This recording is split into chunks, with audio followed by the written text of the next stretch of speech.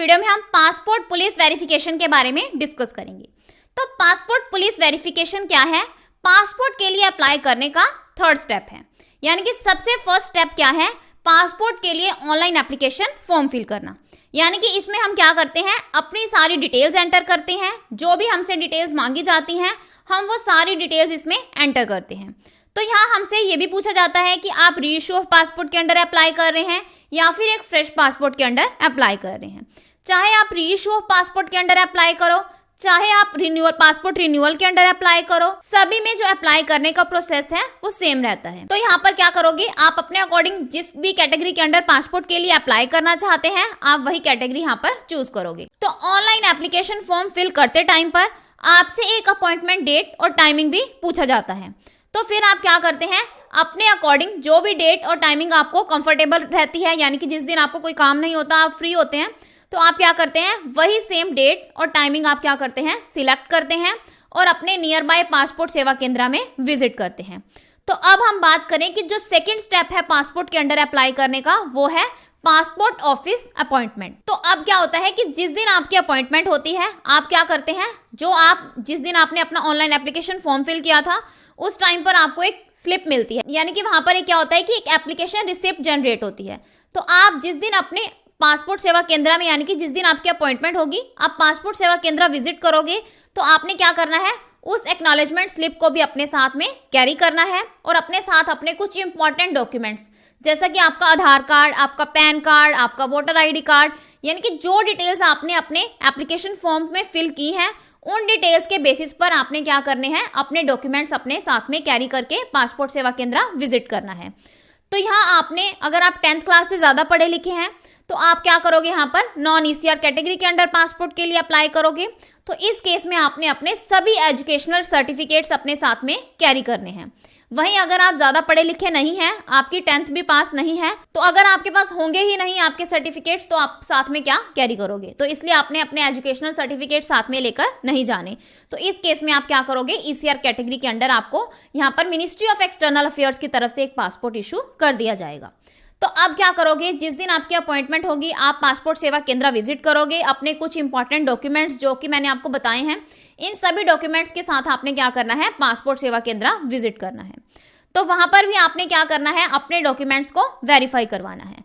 तो यानी कि जो भी डिटेल्स आपसे वो पूछते हैं, जो भी डॉक्यूमेंट आपसे वो मांगते हैं, तो आपने क्या करना है, उन सभी डॉक्यूमेंट्स को उनको प्रोवाइड करवाना है। तो डॉक्यूमेंट्स प्रोवाइड करवाने के बाद वो आपकी सारी डिटेल्स को वेरीफाई करेंगे, यानी कि ऑनलाइन वो आपकी एक एक चीज को क्या करेंगे, वेरीफाई करेंगे। तो अगर उनको वहां पर किसी भी पॉइंट पर डाउट लगता है तो वो आपकी एप्लीकेशन को रिजेक्ट भी कर सकते हैं, यानी कि जो आपकी एप्लीकेशन है वो वहीं पर रिजेक्ट कर दी जाती है। बट अगर आपके सारे डॉक्यूमेंट्स बिल्कुल ओरिजिनल हैं, कोई फेक डॉक्यूमेंट नहीं है, तो आपको वो क्या करेंगे, आपकी जो एप्लीकेशन है उसको सक्सेसफुली सबमिट कर लेंगे और आपका जो नियर बाय पुलिस स्टेशन है वहां पर आपकी फाइल को सेंड कर दिया जाएगा। तो अब जो थर्ड स्टेप है वो है हमारे पास पासपोर्ट पुलिस वेरिफिकेशन। तो मेन हम जिसके ऊपर बात करने वाले हैं, जिस टॉपिक के ऊपर बात करने वाले हैं वो है पासपोर्ट पुलिस वेरिफिकेशन। यानी कि जब आपको पासपोर्ट इशू किया जाएगा उससे पहले आपकी पुलिस वेरिफिकेशन भी होगी। जिस दिन आपकी पुलिस वेरिफिकेशन होगी उस दिन या फिर उससे एक दिन पहले आपको पुलिस स्टेशन से कॉल आएगी। तो वो आपको कॉल करेंगे और कहेंगे कि इस टाइम पर आपने क्या करना है, पुलिस स्टेशन विजिट करना है। तो इस केस में आपने बिल्कुल भी नहीं घबराना कि हमें पुलिस स्टेशन से कॉल आई है, हमें पुलिस स्टेशन विजिट करना है, पता नहीं क्या होगा क्या नहीं। तो आपने यहाँ पर बिल्कुल भी घबराना नहीं है। सिंपली वहाँ पर भी आपके जो डॉक्यूमेंट्स हैं उनको ही वेरीफाई किया जाएगा कि आपके जो डॉक्यूमेंट्स हैं वो सारे ओरिजिनल डॉक्यूमेंट्स हैं, कोई फेक डॉक्यूमेंट तो नहीं है, आपके ऊपर कोई क्रिमिनल केस तो नहीं है। यानी कि वो आपका क्या करेंगे, बैकग्राउंड भी चेक करेंगे और आपके डॉक्यूमेंट्स को भी वेरीफाई करेंगे। तो आपके अगर वो डॉक्यूमेंट सक्सेसफुली वहाँ पर आपके जो डॉक्यूमेंट जो आप उनको शो करते हैं वो आपके सारे वेरीफाई हो जाते हैं कि आपके जो डॉक्यूमेंट्स हैं वो बिल्कुल ओरिजिनल हैं, कोई फेक डॉक्यूमेंट नहीं है, तो वहाँ पर जो आपकी एप्लीकेशन है उसको सबमिट कर लिया जाता है। तो अगर वो आपसे कोई क्वेश्चन पूछते हैं तो भी आपने बिल्कुल घबराना नहीं है, सभी क्वेश्चंस के जो आंसर्स हैं वो आपने बिल्कुल कंफर्टेबली देने हैं। तो आपकी जो एप्लीकेशन फाइल है वो वहाँ पर ही सबमिट कर ली जाएगी। तो जो आपकी एप्लीकेशन है वो RPO में सेंड कर दी जाएगी। तो अब क्या होगा, वहाँ पर भी आपके डॉक्यूमेंट्स को वेरीफाई किया जाएगा और जो आपका पासपोर्ट है उसको प्रिंटिंग के लिए सेंड कर दिया जाएगा। तो कुछ ही दिनों में आपका जो पासपोर्ट है वो बनकर आपके घर तक डिलीवर कर दिया जाएगा। यानी कि जो प्रोसेस है वो बिल्कुल सिंपल है। तो अगर आपके सारे डॉक्यूमेंट सही हैं तो आपका पासपोर्ट बनकर आपके घर तक डिलीवर कर दिया जाएगा। बट मैं यहाँ पर आपके साथ कुछ क्वेश्चंस भी शेयर करना चाहती हूँ जो बहुत सारे लोगों के माइंड में डाउट होते हैं। वो आप कमेंट्स में पूछते हैं कि मैम इसमें क्या होता है, क्या होता है। तो मैं उन सभी क्वेश्चंस के आंसर्स भी आपको यहाँ पर देने वाली हूँ। तो कुछ लोगों के माइंड में क्वेश्चन आता है कि मैम अगर हमारी जो पुलिस वेरिफिकेशन है वो कंप्लीट हो जाती है तो हमें पता कैसे चलेगा कि हमारी जो पुलिस वेरिफिकेशन है वो सक्सेसफुली कंप्लीट हो चुकी है। तो इस केस में क्या होता है कि आपको एक SMS या फिर मेल के थ्रू बता दिया जाता है कि जो आपकी पुलिस वेरिफिकेशन है वो सक्सेसफुली डन हो चुकी है। तो अब नंबर सेकंड क्वेश्चन की अगर हम बात करें, कुछ लोगों के माइंड में ये डाउट होता है कि जो पुलिस वेरिफिकेशन है उसमें कितना टाइम लगता है। तो पुलिस वेरिफिकेशन में जो टाइम है वो डिपेंड करता है कि जो पुलिस ऑफिसर्स हैं तो वहाँ पर कितना रश है, यानी कि कितनी फाइलें उनके पास आई हुई हैं और कोई टेक्निकल इशू ना हो। यानी कि अगर कोई टेक्निकल इशू हो जाता है या फिर उनके पास फाइल्स का बहुत ज़्यादा वर्कलोड है, यानी कि एक्सेसिव वर्कलोड है उनके ऊपर, तो आपकी जो फाइल है वो कई बार नीचे आ जाती है। यानी कि जो पहले बाद में जो फाइलें आती हैं वो ऊपर आ जाती हैं और आपकी पहले की फाइल ही वहाँ पर अटकी हुई है, यानी कि लास्ट में पड़ी है, तो भी आपको यहाँ पर टाइम लग सकता है। यानी कि आपको यहाँ पर 21 डेज तक का टाइम लग सकता है।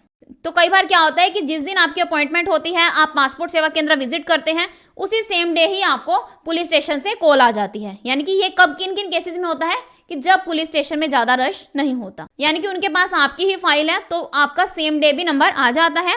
ज़्यादातर केसेस में 1 से 2 दिन ही लगते हैं। कुछ रेयर ही केसेस होते हैं जिनमें आपको ज़्यादा टाइम लग सकता है। तो आपने वहाँ पर बिल्कुल भी घबराना नहीं है, थोड़ा वेट करना है। तो लास्ट क्वेश्चन हमारे पास क्या है कि कुछ लोगों के माइंड में ये डाउट होता है कि हमारे किसी डॉक्यूमेंट में थोड़ा, जैसे सरनेम में थोड़ी बहुत मिस्टेक है, स्पेलिंग मिस्टेक है, तो आप पासपोर्ट के लिए अप्लाई करना चाहते हैं, तो जिस दिन आपकी पुलिस वेरिफिकेशन होती है वहाँ वो पकड़ लेते हैं इस मिस्टेक को, तो भी आपकी जो फाइल है उसको होल्ड पर रख दिया जाता है। यानी कि आपकी जो पुलिस वेरिफिकेशन है वो वहीं पर ही स्टॉप कर दी जाती है। तो इस केस में क्या होता है कि आपके पास 3 डेज तक का टाइम होता है, यानी कि आपके पास 3 दिन तक का टाइम है। आप उस मिस्टेक को रेक्टिफाई करवा सकते हैं। अगर आपको लगता है कि कोई मिस्टेक नहीं है, ऐसे ही हमारी जो फाइल है उसको होल्ड पर रखा हुआ है, हमारी पुलिस वेरिफिकेशन सक्सेसफुली नहीं हुई है, तो यहाँ पर आप क्या कर सकते हैं, RPO को एप्लीकेशन भी लिख सकते हैं कि हमारे डॉक्यूमेंट्स बिल्कुल सही हैं, फिर भी हमारी जो पुलिस वेरिफिकेशन है वो कंप्लीट नहीं हो रही। तो इस केस में आप क्या कर सकते हैं, उनको एप्लीकेशन लिख सकते हैं। तो ये कुछ क्वेश्चंस थे जो कुछ लोगों के माइंड में आते हैं कि पुलिस वेरिफिकेशन के केस में क्या क्या होता है। तो आई होप आपके सारे डाउट्स क्लियर होंगे कि पुलिस वेरिफिकेशन कैसे होती है, तो हमसे यहाँ पर कौन कौन से डॉक्यूमेंट्स मांगे जाते हैं। तो यानी कि जो भी आपके माइंड में डाउट है, अगर आपके माइंड में फिर भी कोई डाउट है तो आप कमेंट सेक्शन में पूछ सकते हैं, मैं उनके आंसर्स भी आपको ज़रूर करूँगी। So this is the end of my video. अगर आपको मेरी वीडियो अच्छी लगी हो तो प्लीज़ मेरी वीडियो को लाइक करें और मेरे चैनल को सब्सक्राइब करें। Thanks for listening and thank you everyone.